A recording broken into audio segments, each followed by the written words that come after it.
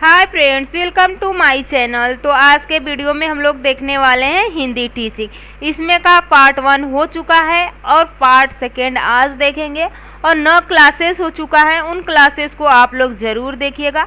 और देखिए, आप बीएड किसी भी यूनिवर्सिटी से कर रहे हैं, अगर 3rd सेमेस्टर में है और आपके सिलेबस में हिंदी टीचिंग यानी हिंदी मेथड के बारे में पूछा हुआ है, ये आपके सिलेबस का पार्ट है, तो आप इसको पढ़ सकते हैं। क्योंकि हर यूनिवर्सिटी में ये सेम होता है, बस फ़र्क इतना होता है कि कोई यूनिवर्सिटी में ये 2nd सेमेस्टर में पढ़ना होता है और कोई यूनिवर्सिटी में ये 3rd सेमेस्टर में पढ़ना होता है। तो अगर आपके सिलेबस का ये पार्ट है तो आप इसको ज़रूर पढ़िएगा। तो चलिए हम अपनी वीडियो को स्टार्ट करते हैं। आप लोग चैनल को सब्सक्राइब ज़रूर कर लीजिएगा।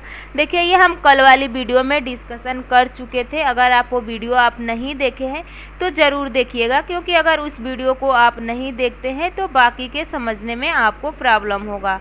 तो चलिए, आज हम लोग देखने वाले हैं पार्ट 2 यानी जिह्वा की स्थिति के आधार पर स्वर कितने प्रकार के होते हैं, कौन कौन होते हैं। अगर ये क्वेश्चन में आ जाता है लिखने के लिए तो आप पढ़े रहेंगे तो आसानी से लिख लेंगे। तो चलिए देखिए, जिह्वा की स्थिति के आधार पर स्वर 3 प्रकार के होते हैं, अग्र स्वर, मध्य स्वर, पश्च स्वर। मेरे साथ आप लोग एक बार रिवीजन कीजिए, दोहराइए। अग्र स्वर, मध्य स्वर और पश्च स्वर। अब हम देखते हैं कि कौन अग्र स्वर है, कौन मध्य स्वर है, कौन पश्च स्वर है। तो देखिए, आप लोग को मैं याद करने का ट्रिक बता रही हूँ। सबसे पहले थोड़ा सा इसको पढ़िए, थ्योरी क्या दिया है, क्योंकि आप लोग को थ्योरी भी लिखना होगा। तो देखिए, अग्र स्वर, जिन स्वरों के उच्चारण में जिह्वा का अग्रभाग ऊपर तालु की ओर कुछ ऊंचा उठता है परंतु तालु को स्पर्श नहीं करता है, इन्हें अग्र स्वर कहते हैं। जैसे ई, बड़ी ई, ए। मध्य स्वर, जिन स्वरों के उच्चारण में जिह्वा का भाग ऊपर की ओर थोड़ा ऊंचा उठता है, उन्हें मध्य स्वर कहते हैं। जैसे अ हो जाएगा। पश्च स्वर, जिन स्वरों के उच्चारण में जिह्वा का पश्च भाग कोमल तालु की ओर उठकर मुख विवर से निकलने वाली ध्वनियों को प्रभावित करता है, इन्हें पश्च स्वर कहते हैं। अब ट्रिक समझिए। देखिए है, अब ट्रिक समझिए। आप पहले अग्र स्वर, मध्य स्वर, पश्च स्वर इसको याद कीजिएगा। फिर मध्य में आप रखिएगा अ को, ठीक, मध्य में अ हो जाएगा। उसके बाद उससे नीचे आइए आ, तो पश्च लास्ट में है तो आ। उसके बाद अब फिर आ के बाद आपको अग्र स्वर में जाना होगा, ई, बड़ी ई हो जाएगा। फिर आपको आना होगा पश्च स्वर में, ऊ, बड़ा ऊ। फिर इसके बाद आपको अग्र स्वर में जाना होगा ए, और उसके बाद पश्च स्वर में आना होगा ओ। क्योंकि आपको मध्य स्वर में आ बीच में, अ बीच में है, और उसके बाद अ के बाद आ आता है, तो अ के बाद आप आ नीचे लाइएगा। फिर ऊपर जाइएगा ई, बड़ी, फिर नीचे आइएगा ऊ, बड़ाऊँ, फिर ऊपर जाइएगा ए, और उसके बाद आप यहाँ पे आएंगे नीचे तो वो अ हो जाएगा। इस तरह से आप आसानी से याद कर सकते हैं, नहीं तो आपको इसमें कंफ्यूज हो जाएगा कि कौन किस में पड़ता है, जल्दी याद नहीं होगा। चलिए आगे देखते हैं। जीभ के ऊपर उठ जाने के कारण मुख विवर संकरा हो जाता है। इसके आधार पर स्वरों का भाग 4 भाग में बांटा जाता है। देखिए, समवृत स्वर, अर्ध समवृत स्वर, अर्ध विवृत स्वर और विवृत स्वर। तो देखिए, इसमें ये होता है कि किस में मुख ज़्यादा खुला है, किस में मुख ज़्यादा बंद है, किस में मुख बहुत पूर्ण रूप से नहीं खुला है, किस में खुला हुआ है। तो चलिए एक एक करके हम लोग इसको पढ़ते हैं। देखिए, इसमें क्या कहा गया है। देखिए, इन स्वर को बोलते समय मुख द्वार संकरा हो जाता है। देखिए, समवृत स्वर में क्या होता है कि जैसे ई, बड़ी ई, ऊ, बड़ा ऊ, री, इसमें क्या होता है कि मुख द्वार बंद हो, थोड़ा सा खुलता है। जैसे ई, बड़ी ई, ऊ बोलने पे आपका जो दोनों ओठ लिप्स है वो गोल आकार देगा। अर्ध स्वर में देखिए, इन स्वरों को बोलते समय मुख द्वार कम संकरा होता है। देखिए, यहाँ पे बोलिए ए, ओ, यहाँ पे थोड़ा सा कम हो जा रहा है। अर्ध स्वर विपरीत में बोलिए, इन स्वरों को बोलते समय मुख द्वार पूर्ण से थोड़ा कम खुलता है, अ, ए, ओ। इन स्वरों को देखिए, विपरीत स्वर में क्या है, इन स्वरों को बोलते समय मुख द्वार पूरा खुला होता है। आ बोलकर देखिए, आपका मुंह पूरा खुला हुआ है, आ।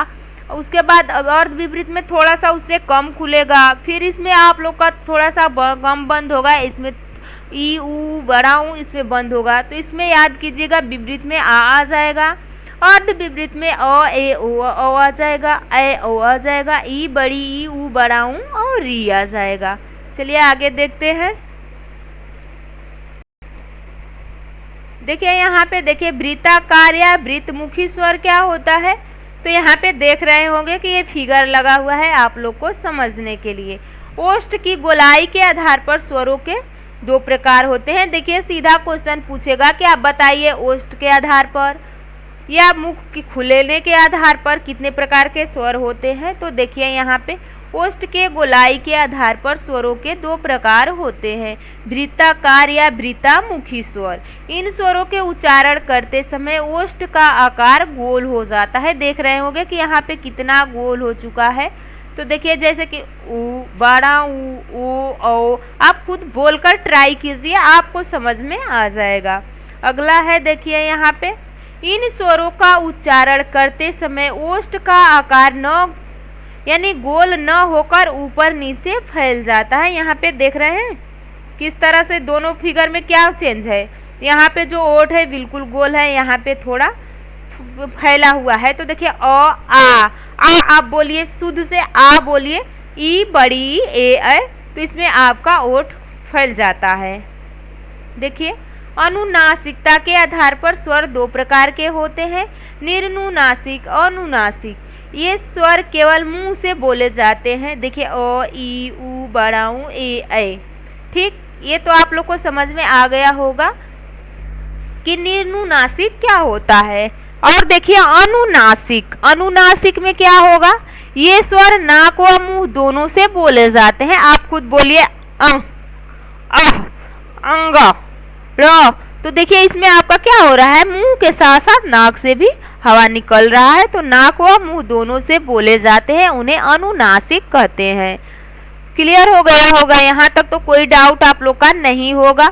अगर कोई भी डाउट हो तो आप कमेंट में जरूर कीजिएगा, कमेंट उस आपके कमेंट का रिप्लाई मैं जरूर दूंगी। देखिए अयोगवाह क्या होता है, ये वर्ण न तो पूरे स्वर है और न पूरे व्यंजन है। और स्वर व्यंजन में तो आपको कोई कंफ्यूज नहीं होगा, स्वर में आप लोग का आ जाएगा, व्यंजन में आप लोग का क ख ग घ आ जाएगा। आचार्य किशोरी दास वाजपेयी ने इन्हें अयोगवाह कहा है क्योंकि ये किसी दूसरे वर्ण के साथ योग करके ही दिखाई पड़ते हैं। देखिए हिंदी वर्णमाला में इनका स्थान स्वरों के बाद वाला व व्यंजन से पहले निर्धारित किया जाए। इन अनुस्वार विसर्ग चंद्र बिंदु कहा जाता है, जैसे कि अंक अह। तो ये आप लोग का अयोगवाह है। तो 3 आप लोग का अयोगवाह है, इसको जरूर याद कर लीजिएगा। तो चलिए आज की वीडियो हम लोग यहीं पे समाप्त करते हैं और कल वाली वीडियो में हम लोग व्यंजन यानी कॉन्सोनेंट पढ़ेंगे।